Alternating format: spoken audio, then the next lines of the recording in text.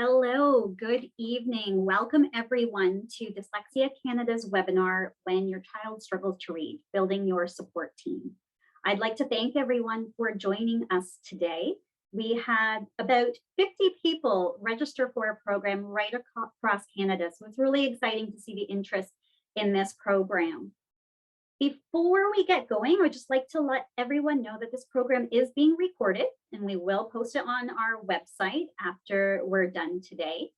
If you want to ask any questions of our panelists, please feel free to type it into the Q&A or the chat box below, and we will be taking questions and answering them as we go along, and we'll try to get to as many as we can. So with that, my name is Christine Staley. I am the Executive Director of Dyslexia Canada. I'm also the mom of a 13-year-old daughter who has dyslexia. So this is a topic near and dear to my heart. So Dyslexia Canada is a national charity committed to ensuring that every child in Canada with dyslexia has access to meaningful and equitable education. Now, even though we do focus on dyslexia, we felt it was really important, especially for this program, to look at all struggling readers. We know that about 10 to 20% of the population has dyslexia. That means that 2 to 4 kids in almost every classroom in Canada have dyslexia. That said, most children go unidentified or undiagnosed. And all we know is that they're struggling to read in some capacity. So for this program today, we will be focusing on the struggling reader, including those who have dyslexia. One thing I want to note about Dyslexia Canada is that we are completely funded by generous donations. We receive no government funding, but we are powered and supported by extremely passionate volunteers and advocates right across the country. 3 of them we have here today with us. So as the program notes, this is all about building your support network. So when you have a child who's struggling to read, how do you build that support network? And I just wanted to note one of those supports out there is us, is Dyslexia Canada. So we provide advocacy supports. We do things like working with Pro Bono Students Canada, human rights commissions in various provinces. We speak to ministries, boards about the issues around struggling readers. We run a ton of awareness campaigns, and we're actually right now in the middle of our biggest campaign. It's International Dyslexia Awareness Month, and we run a campaign called Market Red for Dyslexia. And we also have resources for parents and teachers. A couple of them we will be talking about, but one of those resources are webinars and events such as this one that we provide for free to parents, educators, guardians, and everyone else and anyone else in the general public who might be interested in this topic. So tonight we wanted to bring together a diverse panel of reading specialists, parent, and classroom teacher to talk about how you put together your support network and what that looks like. And as we were talking about the various things we wanted to go through tonight, we came up with 4 sort of big buckets. We might stray from these a little bit, but we wanted to really take everyone through sort of the timeline or lifeline of a struggling reader. So first, we're going to look at what does it mean to be a struggling reader? What are we actually talking about? What does that look like? We'll then look at, is there something else going on? Is it just a child may need a bit more time, or is there really something here that a parent needs to dig into? We'll talk a little bit about the supports in a school setting, and then we'll look at supports outside of the school setting. Oops. So with that, I would like to introduce our panel today. So first, we have Valdine Thornson. Valdine, can I give a little wave? Valdine earned her PhD in education, focusing on adults with dyslexia in Manitoba. She also has a master's in education and a special education certificate. She has worked in several Manitoba school divisions in early years classrooms, and over the past several years, Valdine has served as a reading clinician and has worked with and tutored dozens of children with reading disabilities and dyslexia. She is OG trained. For those who don't know what OG is, it's called Orton Gillingham, and it is a specific approach in working with children and adults who are struggling to read. And she's also certified by the International Dyslexia Association, and she is here obviously as our reading specialist. Next, we have Kirsten Downey. Kirsten has a Master's of Business Administration and is currently the head of a postgraduate program at Saskatchewan Polytechnic. She is here representing the parent voice. Kirsten's son has dyslexia, and that has been really her driving force to become a fierce and formidable advocate in this area in in Saskatchewan, and now right across Canada. And then we have Karen Tremblay. Karen is a classroom teacher in Montreal, but for the last 13 years, she's devoted her time to supporting students with learning challenges such as dyslexia as a learning specialist. In order to better help her students who were struggling to read, Karen has taken on that extra step of completing courses and a practicum in OG, Orton Gillingham training. So specifically looking at how to provide those supports for children and students who are struggling to read. So with that, I am going to start and turn it over to our panelists. So I do have a few questions to just jump right in. So I want to start with, what do we mean by a struggling reader? We get calls all the time at Dyslexia Canada from parents who will say, you know, my kindergartner is still switching their letters around or flipping their letters. Am I overreacting, or do I need to do something with this? Or we have parents that say, I've been told by a teacher that boys just take longer. Don't worry about it. And I have parents that come to us and say, my daughter who's in grade 6 still can't read a chapter book. So I want to start there. What do we mean by a struggling reader? And maybe I'll start with you, Kirsten. As a parent, what were you seeing? What made you sort of think, yes, I have a struggling reader?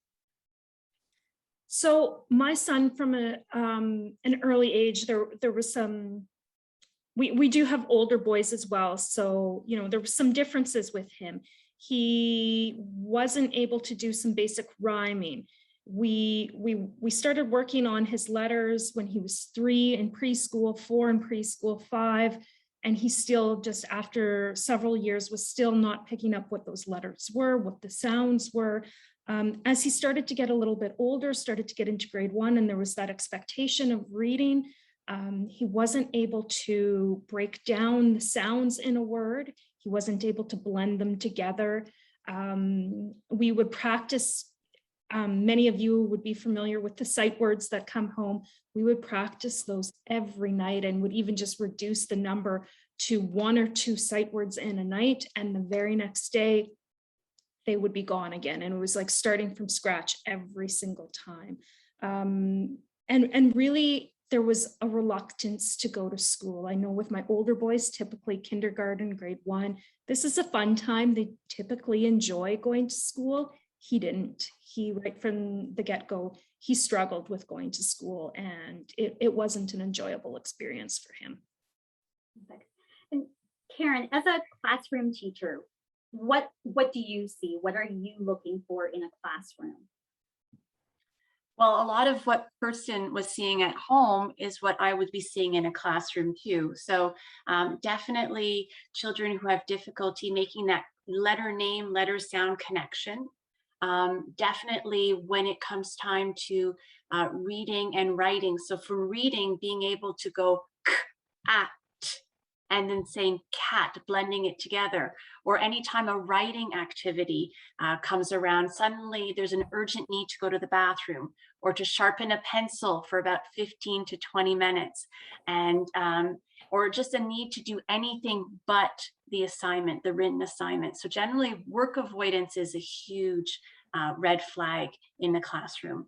But definitely most kids are excited to learn to read in grade 1. And when I see someone who, you're like, oh, it's reading time, and you can see their shoulders slump and they're just really not into it, that's a really clear sign. They know that, children know from a young age, they compare themselves to their classmates. And if they see that someone is having an easy time of it and they're not, that really starts to take away at their self-confidence at an early age.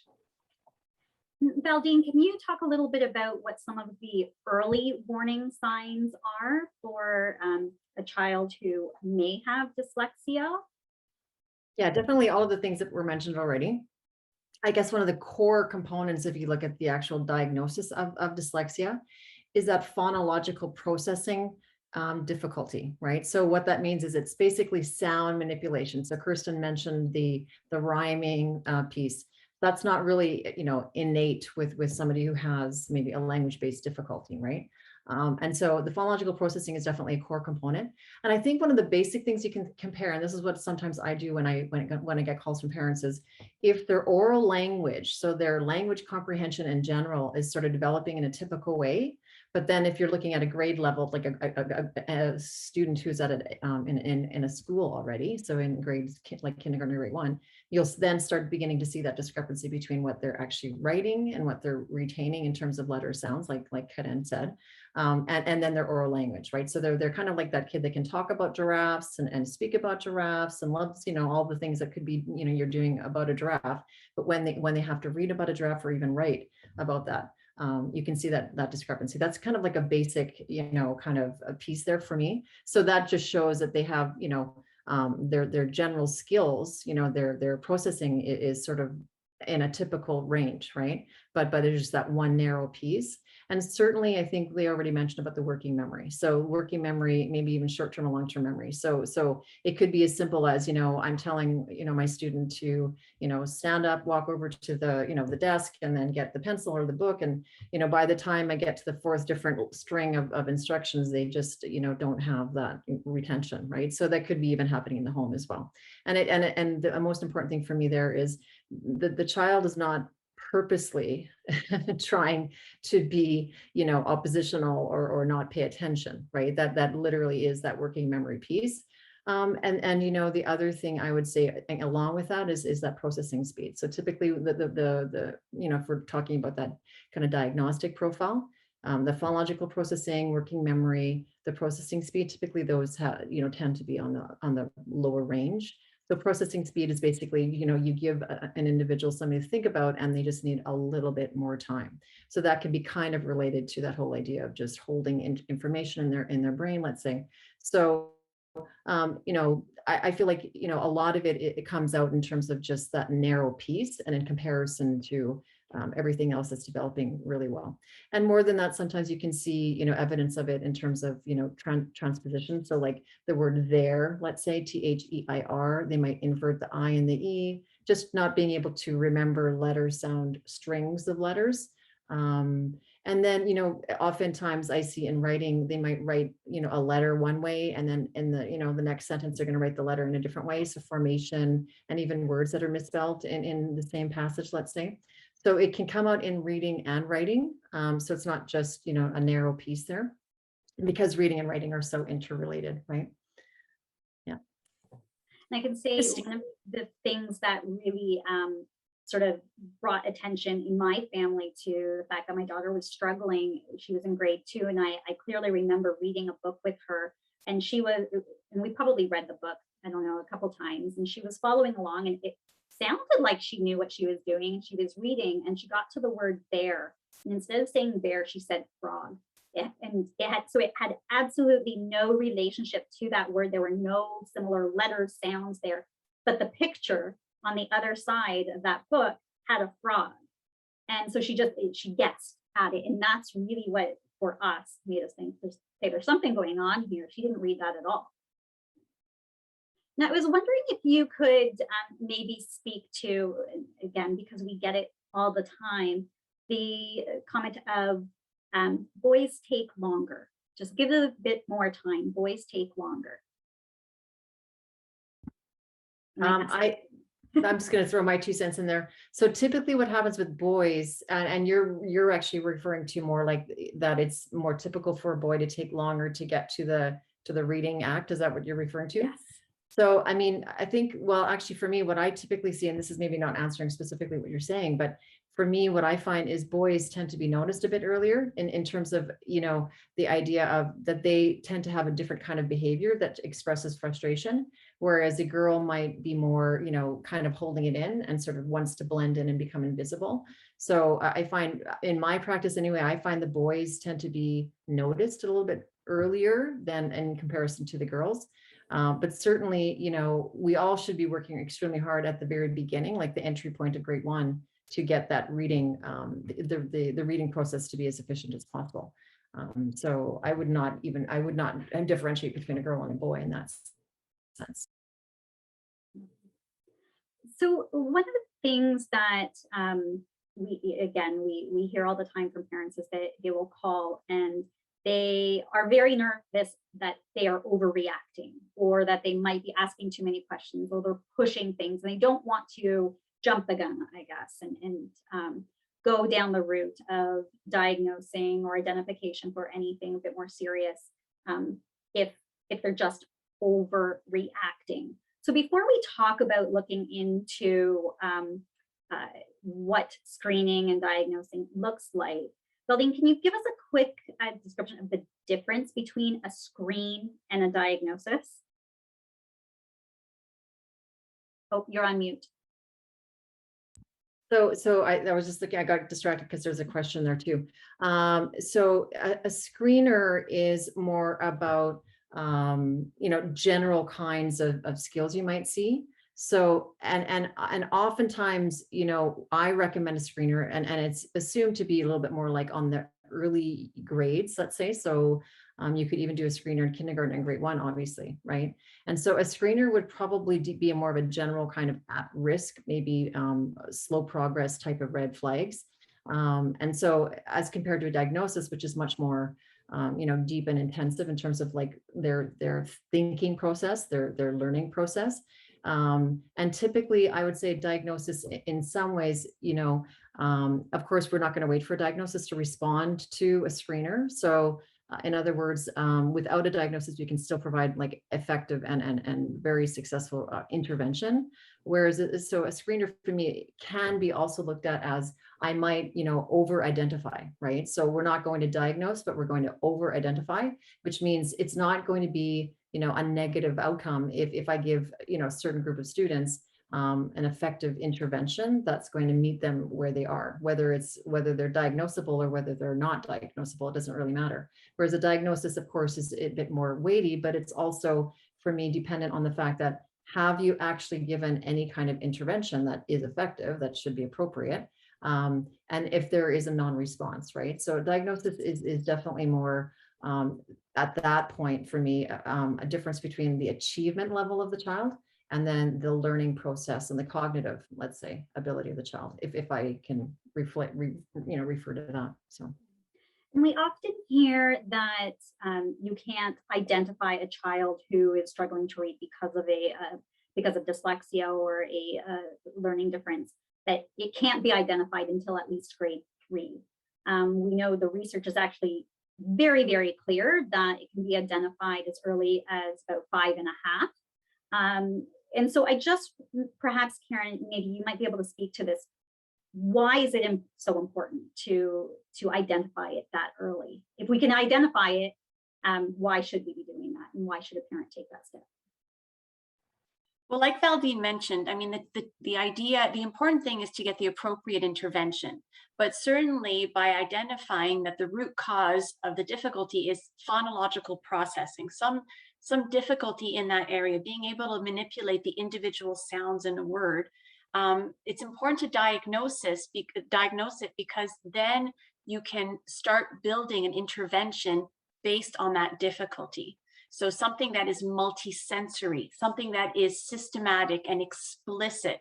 That's what children who are diagnosed with dyslexia need. They need something that's systematic, that really is multisensory, integrating auditory, visual, tactile. It's so important to go about it systematically, but also the other part, like Baldine was mentioning earlier about working memory and processing, you constantly have to revisit concepts. That's another thing with students that that are struggling to read or eventually are diagnosed with dyslexia that I've seen in the classroom, is that you teach a concept, and as a teacher, you're like, okay, we've got it. And you move on to something else. And then suddenly that old concept comes up in class and it's gone. So it's the retention also. So that's why getting a diagnosis is important, because you always have to build into the intervention the revision, constant revision in every lesson. And the technique that I've been trained in, or Orton Gillingham, that's one of the hallmark components of it, is always building in that review. The other thing too, with getting a formal diagnosis, that involves a huge, quite a number of tests. And what's important about that is that you're not only pinpointing the difficulties, you're also identifying the strengths that a child has. And you can use those strengths. If your child is a visual learner and that comes out from the from the assessment, well, then the teachers and the interventionists, whoever is working with your child, can use that. If your child is stronger auditorily, has a strong auditory memory, well, that's when you start using jingles and songs to get concepts in. So that's why it's an assessment that leads to a diagnosis not only identifies the weaknesses, but also the strengths that you can use. And I want to ask, a screener can be done quite quickly. They're usually, fast. A lot of them are online. Some are not, but they can be done by teachers in the classroom. There are some librarians that in a school that might be trained to do it, some family doctors, social workers. So the screeners, there might be more opportunity to get that identification, to get a screener done. A diagnosis, a formal diagnosis, has to be done by a psychologist. So it can, take a bit longer to get at.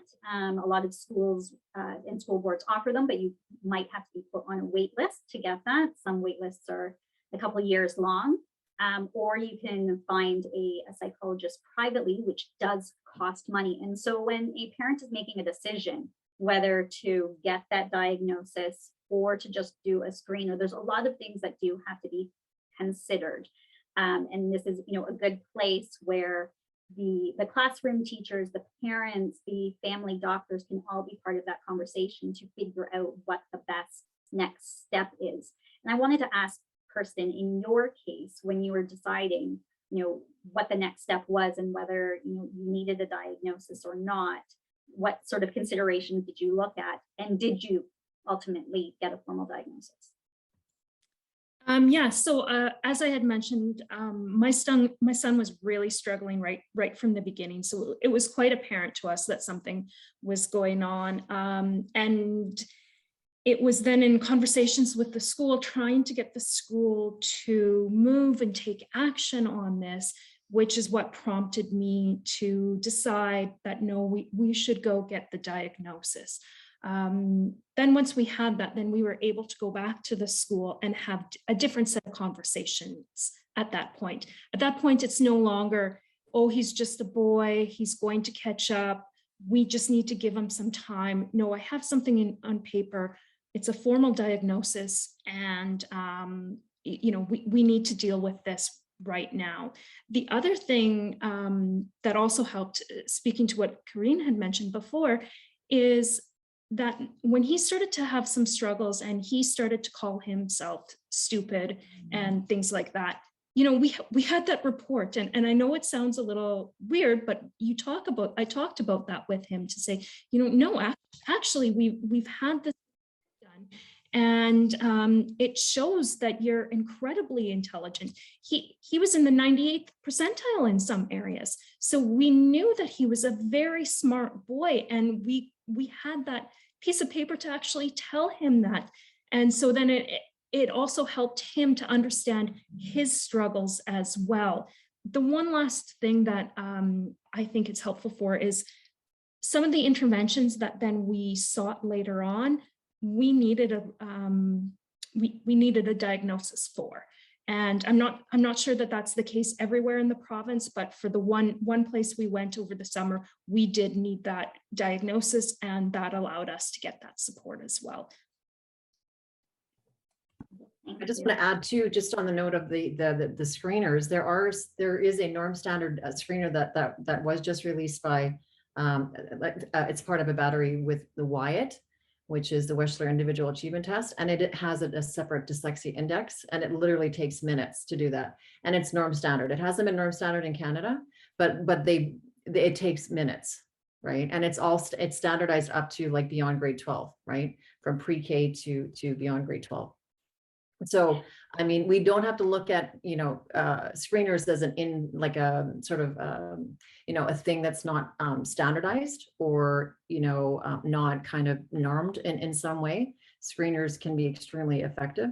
And I think, the point maybe that we all three perhaps agree on is the fact that the diagnosis is really important. So one of the things I learned in my study, because I spoke with adults, is, and this actually happened in my study, that the pattern was that the adults who were diagnosed as adults had much more of an emotional kind of resentment about the fact that nobody saw them for who they were. And it was literally happen chance that they met somebody random in their life that said, hi, I wonder if you should get a little bit more of an assessment. Whereas the other participants who had been identified, grade 12 and younger, they were all like, oh, dyslexia. Yeah, I'm used to talking about it. Oh yeah, I know. I worked around it. I can, I asked for this or that. So it was much more of like self-acceptance when they had that recognition at a younger age. So certainly that came out in my data. Thank you. So I want to move to sort of our next area is sort of, once you've identified that your child is struggling to read, there's there's action that can be taken. Reading is the most researched area of education. We know what works. We know how to provide support for all people who are struggling to read, but specifically, we know how to get to those kids to teach them how to read.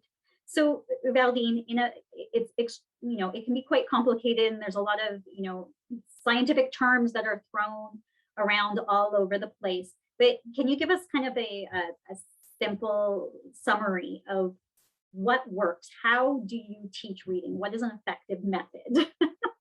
Well, I'll go back to that phonological awareness piece. So this is why that's related to, struggles or slow progress readers. The phonological awareness piece, if it's not in place in terms of being aware of sounds and some of the fundamental things that you can work on with, kids before they get to school, just walking around and listening to the silence. What actually can you hear? Right. And then you get more sophisticated, like Kirsten had mentioned, rhyming, playing with sounds, finding things that start with a certain sound in your room. I can see a bird, but now I want you to find another thing in the room that has a b sound at the beginning. So those are all initial kinds of sound awareness. Now, the reason that's important is when we read and when we spell, don't forget, and I think this is what Karen had already mentioned, that letter and sound connection is crucial. So if my students can't hear sounds, and they certainly, as you get more advanced, you want to hear sounds in words, not just environmental sounds. That's why that all is very important. So the phonological awareness piece is definitely one of those things that we need to establish early on. However, when you get into the older grades, like let's say when you start to teach to read, a lot of your attention shouldn't be just, and I don't mean just in a dismissive way, but it shouldn't just be focused on phonological awareness, because as you see, that's one of the building blocks. It should be more moving into the phonics component of those sounds, right? So what I mean by phonics is matching the letters, as Karen already mentioned, with the sounds and words, okay? So if my student has difficulty with phonological awareness, then that letter sound connection could potentially be really challenging for them. But certainly in an intervention, like I said, we're not going to just play with sounds. So we want to start manipulating the letters and the sounds and manipulating those words and changing it to cat, to mat, to rat, to sat, and all of that, right?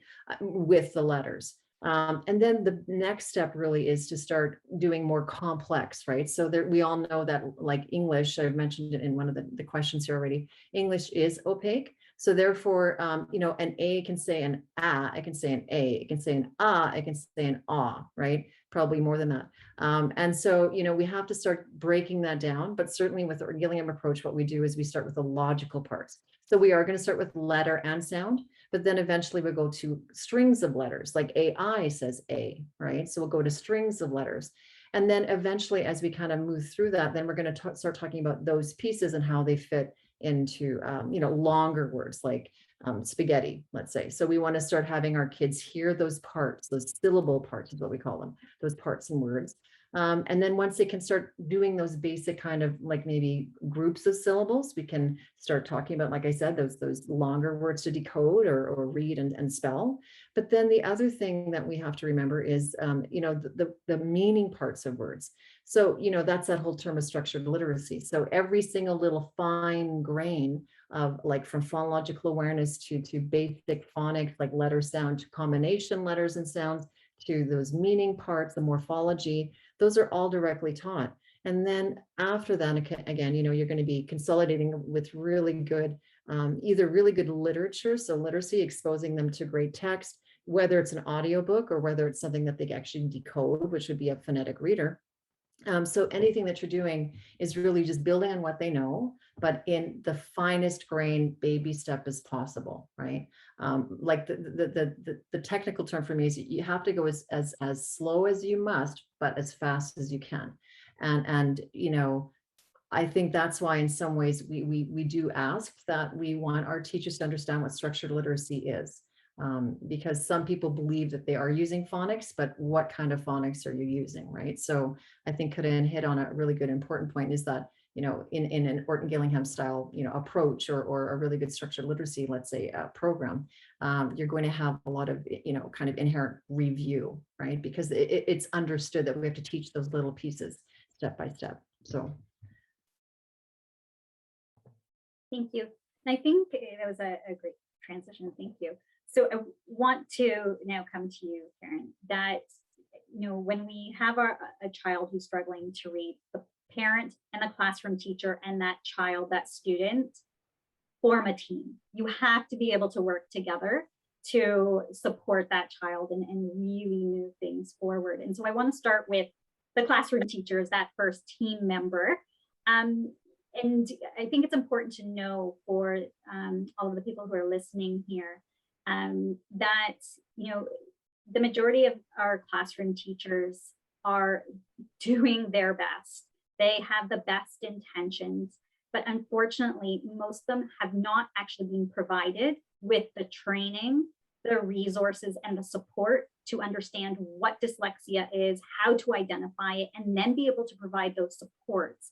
And so as a parent, it can be extremely frustrating to go in and work with your classroom teacher. But I think if we come with that understanding that it may very well be that as a parent, we are the expert for this moment, but my classroom teacher is there to help, and they just need more information and support. I think it's a good place for this team to begin that journey.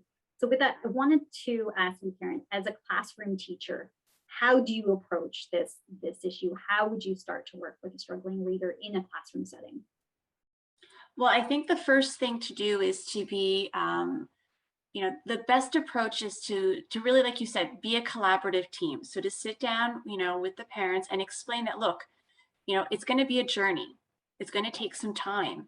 And we're going to, have to work together. So there's going to be work that's done at school, but it's also work that's being done at home, the practice. So in terms of what works in a classroom really is, like I mentioned before, there has to be some sort of plan, a roadmap of concepts that are going to be introduced. So I don't know, I'm kind of wearing two hats right now. I'm wearing the classroom hat, the classroom teacher hat, and I'm also the specialist, the reading specialist hat. So I know that for a classroom teacher, one of the best things that can be in the classroom is decodable text. So a lot of books that are marketed right now as early readers are really what we call pattern text. So it'll be, Bill went to the store, Bill went to the lake. And so it's the repetitive text, and it's like the last word in a sentence that's changing. And the word that last word is matched to a picture, but it's not a word that a child can really reliably use their sounds for. Whereas a decodable text is a text where the words are decodable. You can sound them out and then blend. So that would be one of the first things that, as a classroom teacher, if I see I have a student who's struggling, I would pull out those books and really try. And those are the books that we would work with. And those are the books that I would be sending home, because the idea is I'm trying to teach the child to sound out and blend. The last thing I want them to do is guess based on a picture or the first sound, because that's not a skill, a habit that I want the children to get to develop, because that only gets them so far. The other thing too in class is what a teacher can really do to help this child, because don't forget that, you know, if we haven't struggled in school, we don't understand. But for these little guys, you know, every time there's a reading or writing activity, there's anxiety that's setting in. So how can I make their day easier? The first thing would be to read all the instructions, any instructions allowed. So be it like instructions on a worksheet, any test problems, everything is read aloud. If I write anything on the board, I'm reading it. The next thing would be if we're going to write something, especially like I'm talking beyond grade 1, but if I'm asking the students to write a longer piece of writing, I'm going to incorporate what we call graphic organizers. So little boxes, like who are the characters? What's the setting? What's the problem in the story? So I'm not just giving them a piece of paper and say, write a story. I'm breaking it down into little parts, into manageable parts. Also, as a classroom teacher, I can scribe for them. Like Valdine mentioned earlier, a lot of times the oral vocabulary doesn't match what they're able to do when it comes to reading and writing. So I'm going to have the child tell me their ideas, and I'm going to write down keywords, and I'll make a little picture next to it so they can recognize the word afterwards. And then when it comes time to write the story, they have a bank of words that they can use to help them along. The other thing too is definitely to give kids extra time as much as possible. And I'm not talking recess time, because these kids need recess. Not keeping a child, that's, you know, the worst thing you can do. Most of the times if a child is struggling with literacy, their favorite periods in the day are recess, lunch, and gym. And so taking away their recess is just, you know, it's unnecessary. So finding time in the day to give them time to catch up is very important. And at the end of the day is praising the effort. Not the product, but the effort. I can see that you're working really hard. Thank you for, like, you know, work. I can see that you're trying to put the sounds together, trying to break it up, because, you know, research has shown that children, dyslexics especially, their brains are working 5 times as hard as a typical reader. So it's not a question of laziness or lack of motivation. They're actually working harder than any other student in that class. Did that answer your question? It did. Thank Okay. you. I want to ask you, Kristen, as part of this team, then with the teacher, the parents, and the child, you know, as a parent, you don't always know what is happening in that classroom or what effective instruction looks like and whether your child's getting that. So as a parent, what are you looking for? What questions should you ask? And kind of what approach did you take? You have a very actually unique story in working with your teacher.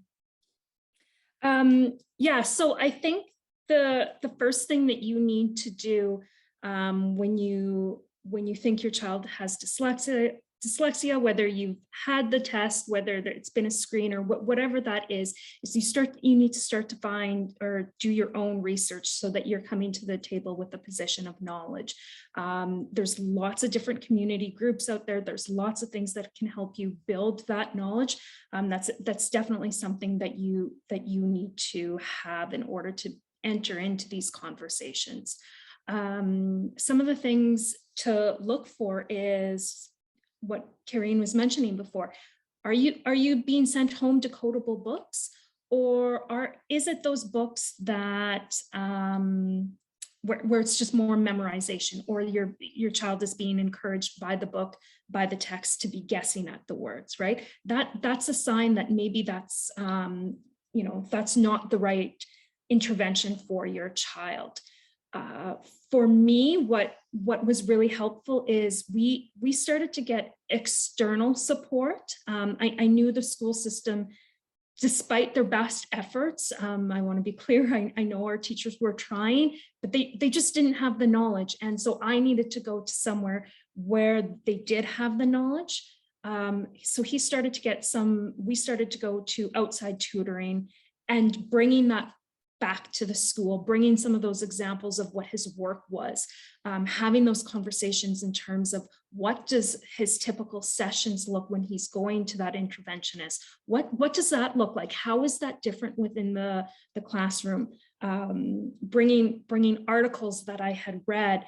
I was a little bit relentless. You have to be doing it in a collaborative, positive approach. I know there's definitely frustration, times where you're upset or angry, but you really have to come at it as you're trying to bring that teacher, school, whatever that system is, you're trying to bring them along on your journey with you. And so by giving them that information in terms that you found, hopefully over time, you'll bring them. I think it took about 1.5 years, and my son's school support teacher then went and got the training. But it took a couple of years before she went and got OG training. And then we were able to kind of all work on the same team together. And the other thing I think I would want to mention too is that you never stop advocating. So I had an amazing system in place last year. My son made amazing progress. Now they're considering him at grade level. And so now we don't have the same resources because some of that's pulled away. Okay, now what do I do? How does that look like now? And so working with that teacher again, coming back to that table and saying, okay, I understand you have other priorities in the school, but what else can we be doing? What other avenues can we be doing? Because he still needs those supports and we still want to continue to work with him to get that. And so just continually, you have to be open-minded and try to problem solve with that classroom teacher and with the school. And sometimes even bringing that outside intervention to those classroom meetings, maybe another support, maybe another help for you. If you're not comfortable speaking, have someone who's trusted, who will speak in a collaborative way, have a positive tone, but have them come and help you in those meetings as well. Perfect. And actually that leads me to my next question. So you talked about bringing in the outside help now, and this is where we look to Valdine as our reading specialist and that outside help. So Valdine, when should a parent start to be looking at getting additional support? And once that decision's made and someone like you is brought in, how do you form part of that team with the classroom teacher and the parent? What sort of role can you play in managing that part of the collaboration as well? Yeah, so just a couple of things before I answer that. So as a reading specialist, technically for me, I really didn't know or understand how to teach reading until I became completely obsessed, if I want to put it that way, with dyslexia.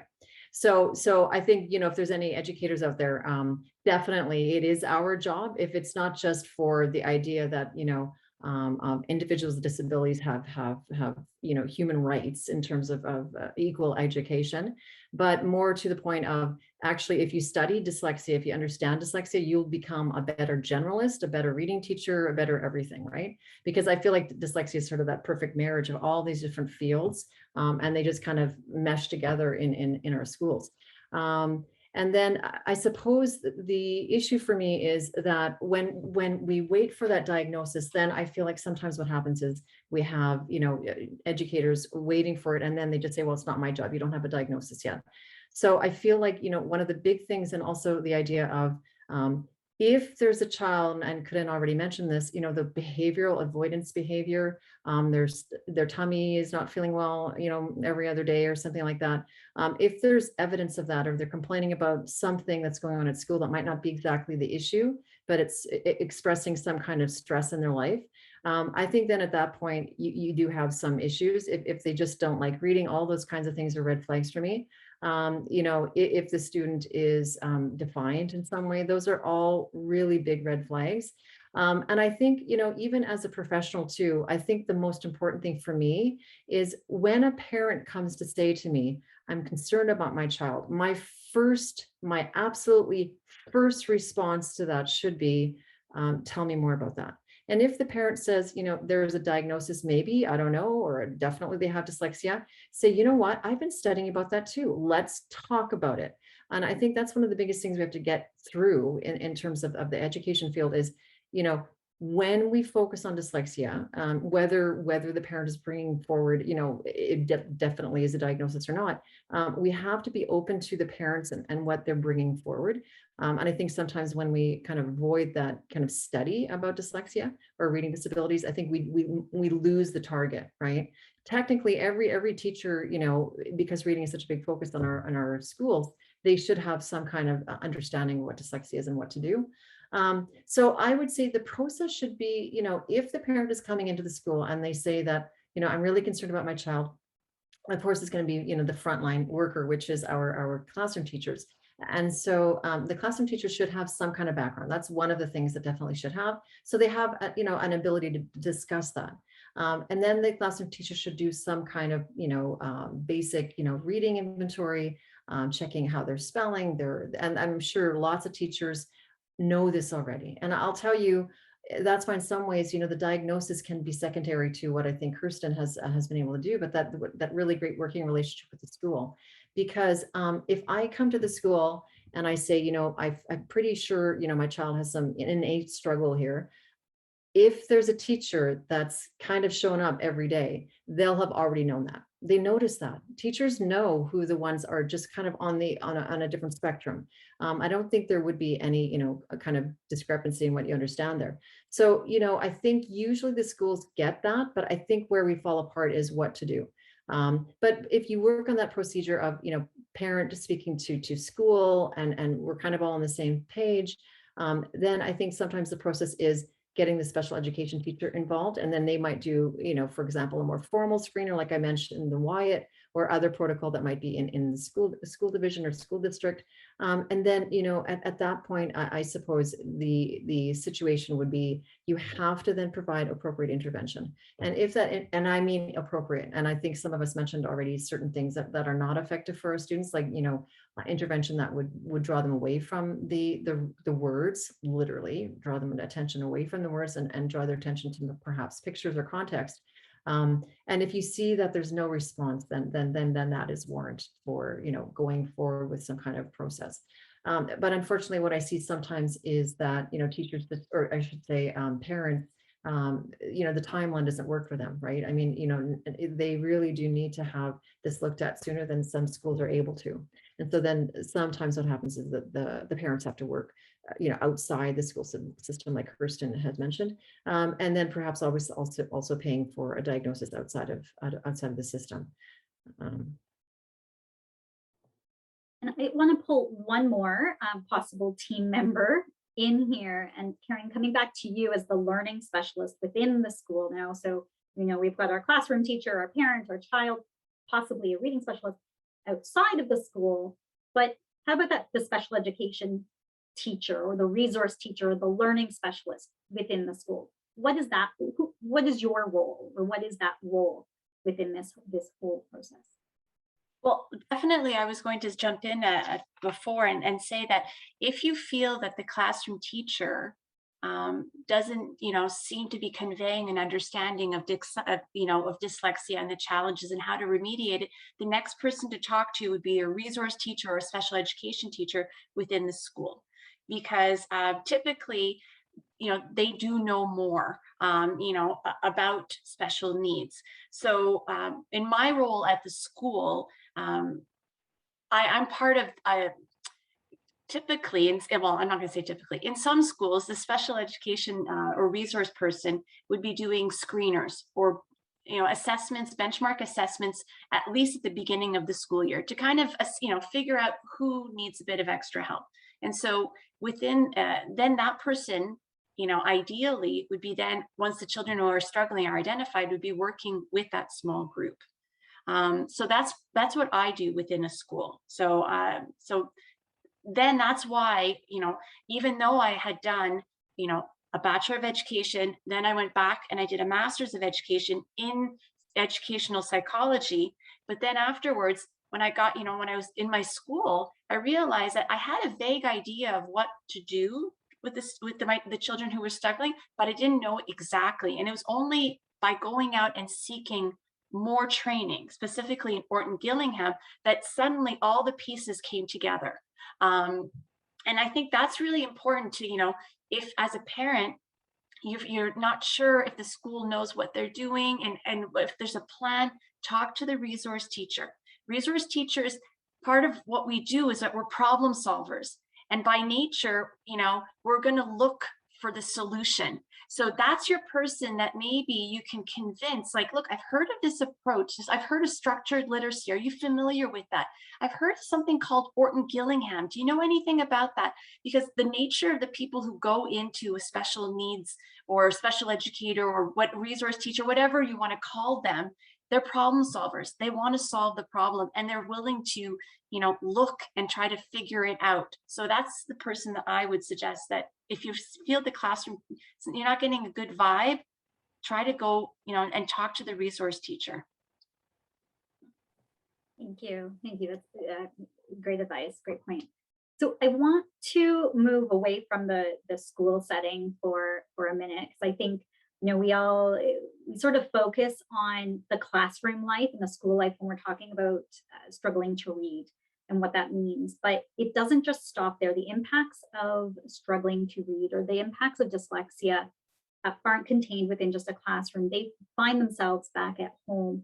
And I, for all of us who have children or loved ones with dyslexia, we know it impacts every part of your life.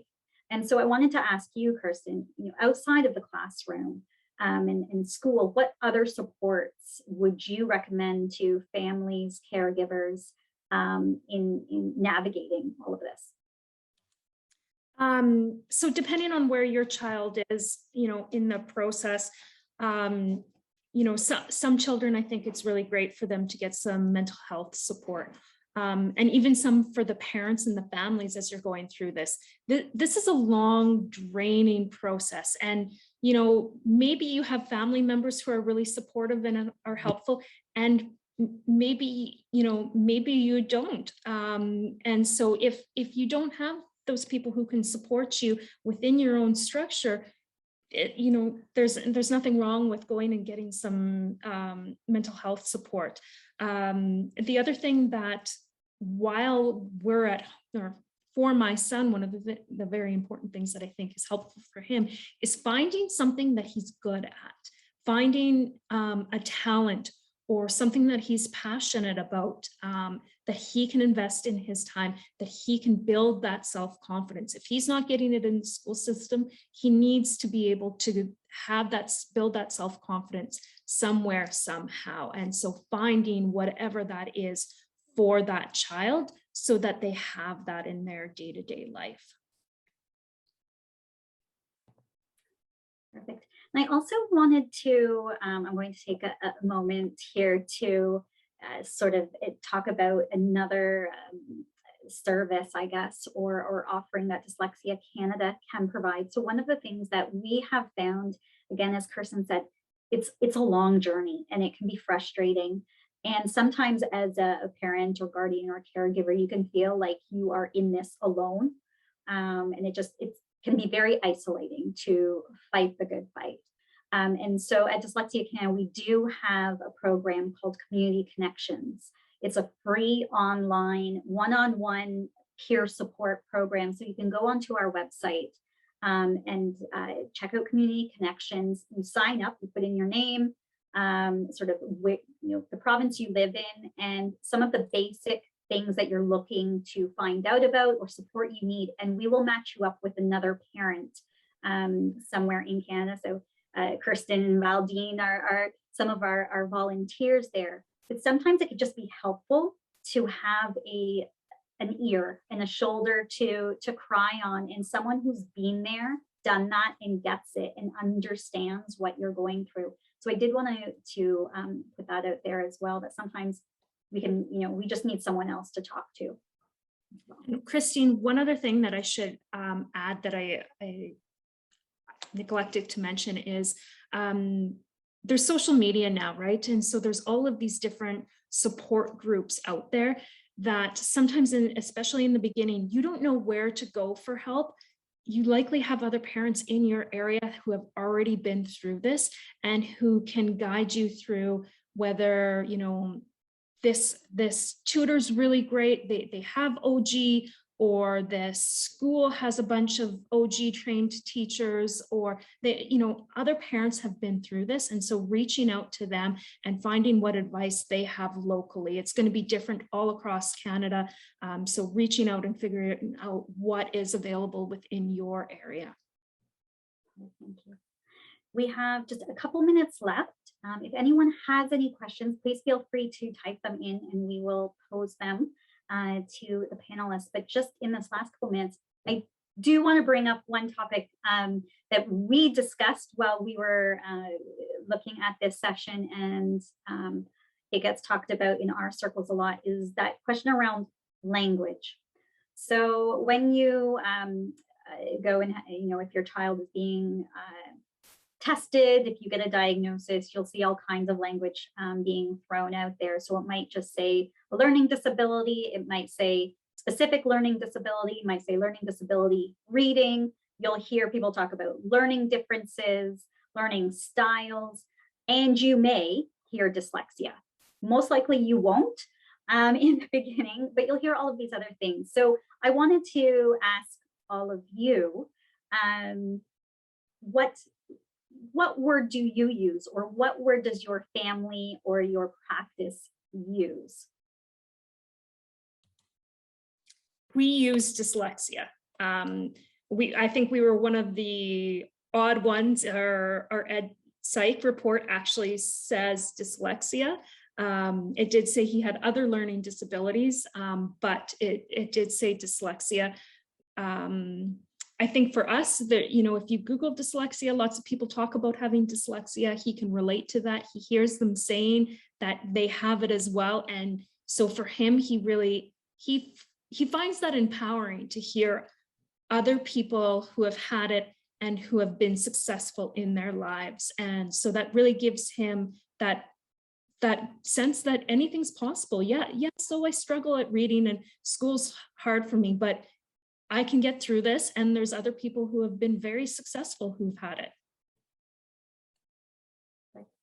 Valdine? Sure. Okay, so just to bring it back to reality for me, when I was doing my study, I had a real hard time with invitation to participate, right? So I literally had to use, you know, reading disability, reading disorder, severe struggling reader, dyslexia. Like I had to throw out all of those terms just to catch some participants, right? So I didn't know how individuals would identify. And I think you mentioned at the very top of this, that some individuals struggle with reading, but they've never had a diagnosis.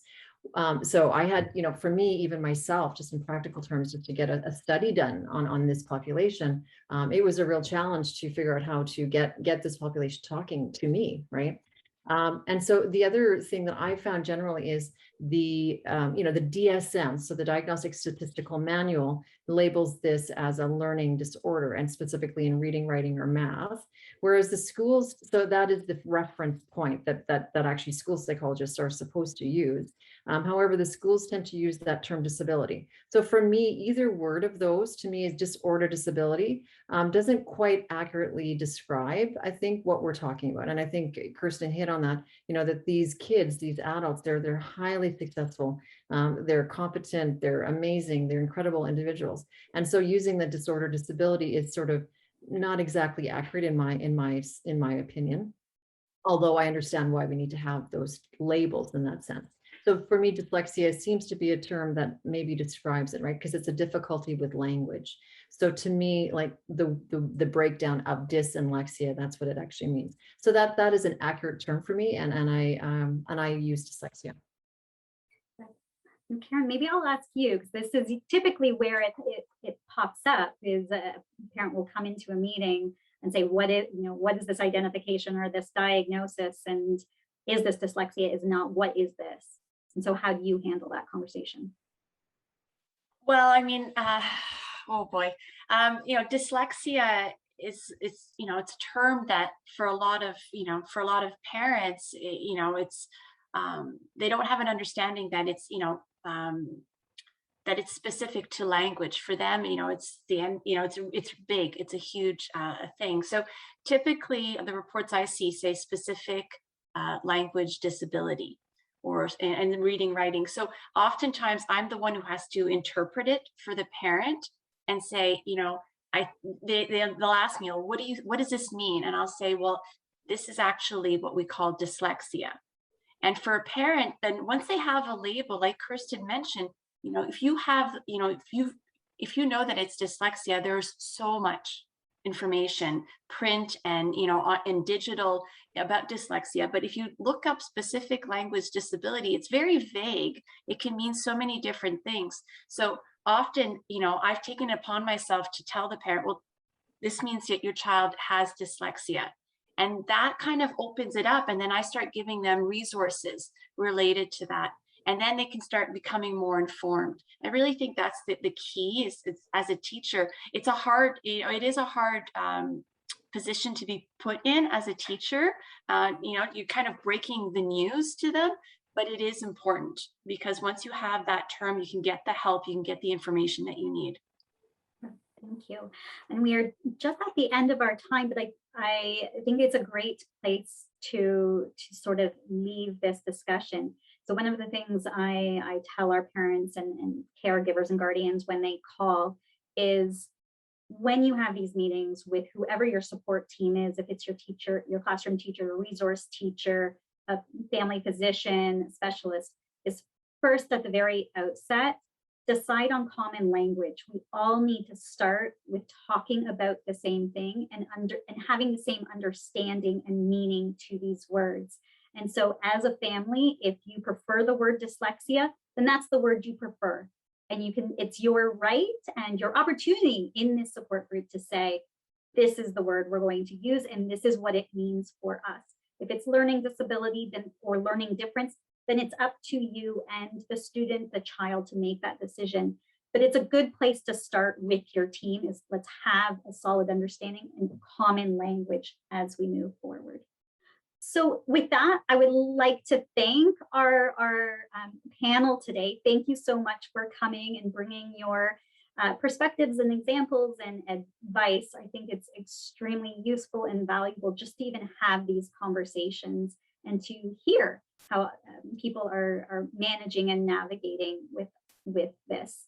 And to everyone who's on the line, I, again, would just like to reiterate, if you need anything, if you need help, if you need assistance, if you have any questions about dyslexia or just questions about reading, perhaps you don't know what the next step is, please feel free to reach out to Dyslexia Canada. I've got our email and our website up on the screen. I will try my best to answer your questions. And if I can't, I will find an expert or someone else who can answer your question. So with that, thank you again to our speakers, and thank you to everyone who attended tonight.